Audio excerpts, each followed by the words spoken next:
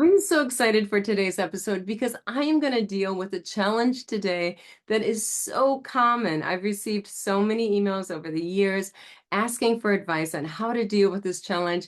Me, myself, I deal with this challenge more and more every year, particularly after COVID. So I really want to go ahead and address this challenge and give you some actionable steps you can take today to make a difference because this challenge is so common and it's so important to get off on the right foot. What are we talking about today? We're talking about separation anxiety. What I want to do today is give you a four-step process that you can put into place today to set yourself up for success on day one. And what that's going to do is it's going to create a path for a better long-term relationship with the client. We want to make a good first impression. The first thing you're going to need to do is have the parent input form. Go to kellyvest.com/parent input form. That's very important to go there first. Get the free parent input form. It's gold. You're going to use it all the time. And the reason the parent input form is so important is because it tells you if the child has a sensitive temperament, a reactive temperament. It prepares you for who is going to come in the door so that you can emotionally be responsive to their needs, not just linguistically. It's also going to let you know if the child has a history of separation anxiety and what's worked in the past in transitioning the child. So you're not going to come in with a blank slate and be surprised and then be reactive. Instead, you're going to get to be proactive. Step one, make sure to download the form, the parent input form. You're going to go kellyvest.com/one word parent input form. It's in the show notes as well. Do that right now so you don't forget. You need the parent input form. You're going to love it. You are welcome in advance for that.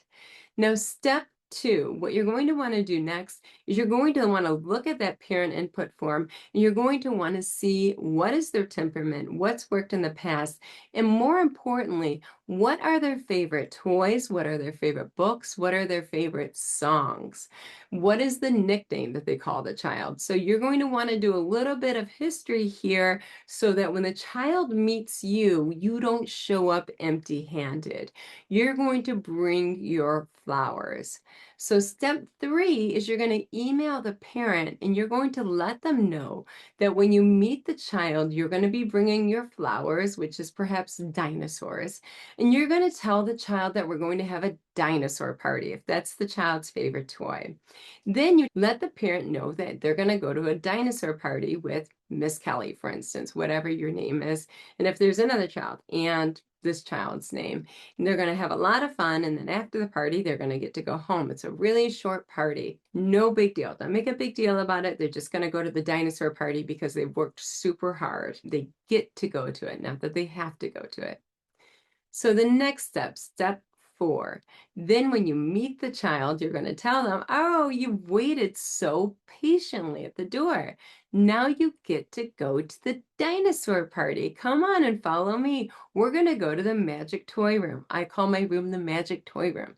You get to play with the dinosaur party. And then after the dinosaur party, you're going to go back with your mom and bring a treasure from the dinosaur party. Now, the treasure is something from my treasure box. It could be erasers, stickers, stamps, something in the treasure box that they're going to get at the end. We're going to go to the dinosaur party, then you're going to get a treasure and bring it home with you from the dinosaur party. Step four is the child transitions in. You have their favorite toys. What do you do now for this next half hour, 45 minutes? What I would like you to do is follow the child's lead. Now, I'm going to give you 10 strategies that you can use during that time period. Do you have to do all 10? No. Do you have to do all this talking? No. Should you ask all these questions? None at all. What I'd like you to do instead is focus on being present.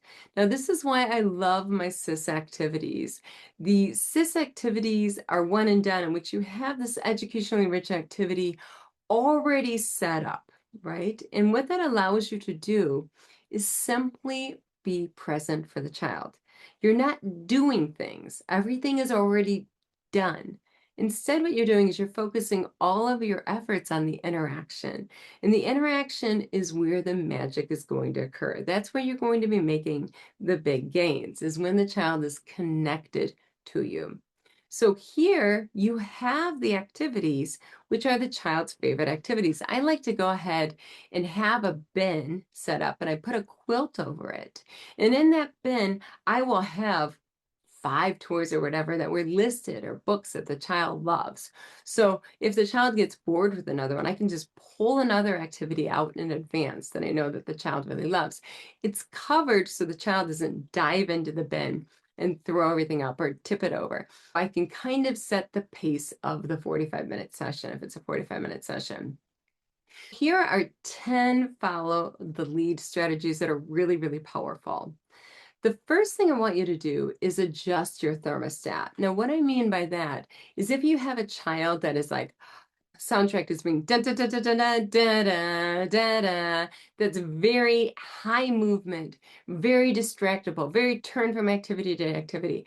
What you're going to want to do is adjust your thermostat so that you go down a notch, because of the children's mirror neurons, they're going to match you and how you speak and how you move.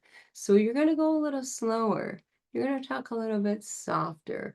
You're going to be a bit calmer. You're going to think about, how am I going to adjust my thermostat to help this child regulate? You're going to adjust that thermostat so the child can get regulated. Another step is you're going to be a bubblegum machine. What that means is you've got in that bin with the quilt covered over it so they don't see what's inside, the child's favorite things, right? You're going to distribute the favorite things to them for free. You're not going to be like, you have to talk, you have to do this. You're just really going to distribute the things in a really fun way. A third strategy is that you want to have it be predictable. So they get you, they get how you roll. Here I have my favorite bean bag. It's a pancake bean bag. It goes on my perfectly. And I stick toys on top of this bean bag and I sneeze them to the child. Sometimes I go, and I'll cross my eyes and everything, chew, and I'll chew it down to them to see what's next. And it'll fall off their head onto them. Now they like that I'm doing the same thing over and over again. It makes me predictable. It makes me familiar. They're like, okay, I can feel kind of safe and secure with her. I get her routine. I get how she rolls. Being that I'm just off the street for them. Another strategy that you can do is simply imitate what they do. Now, when I say imitate, I think of it more as echoing the child's behavior. For instance, the child is doing roar, roar, roar, and then you kind of take a turn and you go roar, roar, roar, and you echo immediately afterwards and then you pause, and then they do something, do do do, and then you do something, do. You make it into this sort of turn taking in which you are echoing what they are doing. They do A, and then you do A. They do B, and then you do B. They do C, and you do C, in their close proximity. Now, some children like their space. Respect that. Don't get into their space. Kind of read out the child. You might be doing the same thing as them 5 feet away from them because they don't feel comfortable with you being that close to them. It all depends on the individual child, but the idea is that when I do A, then she does A. When I do B, then she does B. It's kind of like follow the leader. And they're going to go back and forth, and you're going to find you have this turn-taking dynamic in a little bit. Right. Another thing that you can do is imitate the child's language. You're going to imitate what the child says. Now you can imitate it in a different voice, like as a question or as an exclamation. You can say what they're saying, or you can say it as a like, wow. You can change it up what they're saying, and you're going to do that immediately after they say that. You can also expand on what they say. I like to add a clause. A lot of people are like, well, add a word or two what the child says. And according to the research, says more is more. If they say something, I'll add a clause. So if they say, for instance, the truck goes beep, beep, I might say like, the truck goes beep, beep, because you need to move out of the way. I'll add a whole clause to that. Thinking about complex sentences and how pivotal complex sentences are. The more complex sentences you can model and focus in on, the better. So I tend to change their simple sentences to a complex sentence in my modeling. Number 5, another strategy you can do is simply pause after you say something. So for instance, after I say, if they say, the truck goes beep, beep, beep, you might say, the truck goes beep, beep, beep, because you need to move out of the way. And then wait. Give them some time and space to say something else instead of just go, go, go, go, go. So you fill up all the air and there's not any space for them to get a word in because it's all full with your speech. Throw the ball to them. They have a chance to catch it. It's a back and forth kind of interaction. Give them space so they can catch the ball. Number 6, you can sportscast by doing a play-by-play. What I like to do is I always like to go right into that first, next, then, lastly, because. So I'd like to use those conjunctions. Oh, so first he's coming out of the box. Oh no. Next he's going to go onto the track. Oh, and then he's going round and round and round. Oh no, and lastly he's gonna crash. So I like to get right into that first, next, then lastly, because those $1 billion words, I like to model them with what the child's doing and giving that sportscaster role with enthusiasm what they're doing. Those are really invaluable words, and you're really, when you linguistically map them onto the child's actions, it really makes that meaningful. If you're going to talk, go ahead and give them the good stuff. Give them the $1 billion conjunctions that put their ideas in order.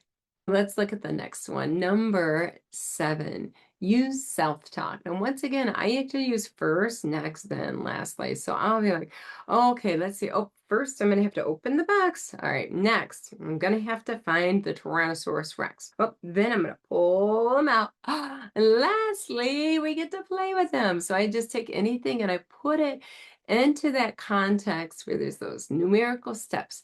And it also helps the child feel safe and secure because they know how you operate. You have the system where you say, well, first, and then next, and then lastly, and they're kind of like, okay, I see how she's predictable.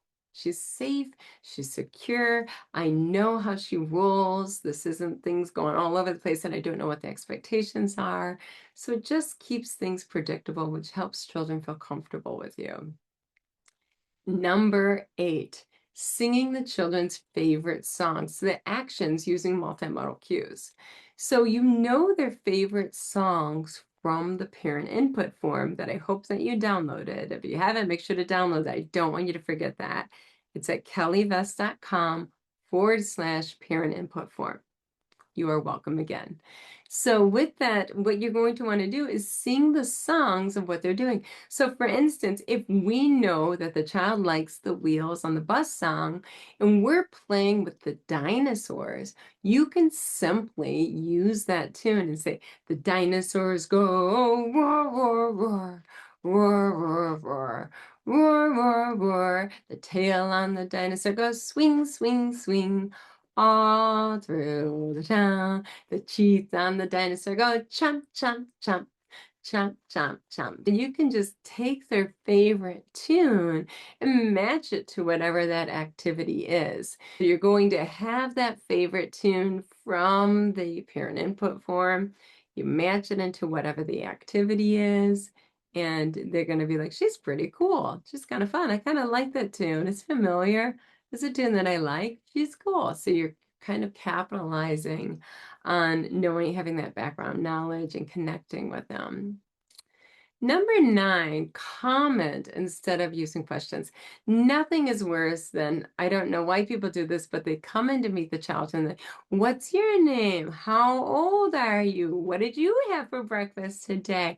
What school do you go to? And it's just like the child is just hugging tighter and tighter onto their parent's leg. It's just like demand, demand, demand, demand, demand, and their linguistics demands, which is like really not fun for a child with a communication impairment who has auditory processing issues. No questions, comment instead of questions. So you always just can say, I wonder, instead of the WH, who, what, where. Throw it in after that. I wonder where, I wonder who, I wonder why, I wonder how, I wonder when, and just go along that way. And it's just a comment. And then you can answer the questions and model it yourself. Number 10, and this is the last follow the lead strategy that's really powerful, is recasting the child's words back to them using grammatically correct speech. So they might say like, him go shopping. And I don't want you to say, he is going shopping, like a lot of speech pathologists do. Just be like, oh, he's going shopping? Just keep it natural. You don't need to put them under a magnifying glass when they're first meeting you and you're like, yeah, I'm making it salient for you. You're really just making it uncomfortable. So this is not the time to do the exaggerated speech in which you're recasting and exaggerating the helping verb or exaggerating the correct pronoun. I think this is a time to be very natural and to focus on the connection over correction. So that is 10 strategies that are really powerful for following the child's lead, for building relationships. One thing I am going to share with you, my greatest, like this is my Achilles heel, this is like something that I'm constantly working on, challenge is to not get greedy and to think, okay, we've built a relationship. Now I'm going to go and fade in the treatment target, before the child is really feeling safe and secure with you. So this is something that I've done many times where we've got this great thing going, we're halfway through. I'm ready to get started because I do know that the neuroplasticity in the brain is at its highest level. And I do know that time's of the essence. So I want to go and dive in and get into those complex paragraphs and go right into it, into the let's elicit the speech and let's go into the dynamic tactile temporal cueing. Sometimes you've got to say, I'd rather be safe than sorry. Repeat after me. Be safe over being sorry. Be safe over being sorry. So when you're not sure if the child is ready to go ahead and roll up their sleeves and do the complex treatment targets with you just yet, if you're not feeling sure, if there's something in your intuition that says, we need a little bit more relationship building, err on relationship building. Err on front loading and over depositing into the relationship bank before you fade in the treatment, the speech and language and the augmentative communication treatment targets. Err first on responsive. One thing that I'm learning over my years and years and years of working with children is I'm becoming responsive, relationship building in the initial stages for a longer period of time, and then fading the demands in later. And in doing so, I find that in the long term, when I'm working with this child for 2 years, it's so much easier because we have a strong foundation that we've built because I've deposited more in the foundation in the beginning, more in the relationship in the beginning by following the child's lead for a longer time and focusing on building that back and forth relationship, that trust, that security, the child feeling safe and secure, that Maslow's triangle, the bottom part, making sure that's nice and strong before we move into the logical, cognitive of the speech and language augmentative communication goals. I'm giving you that advice so that you learn from my failures and I pass a baton to you instead of you having to fail yourself and then making progress after that. I would like you to take all of this information, do what you do best, which is roll up your sleeves and make the world a better place, one child at a time. With me, you will always be first.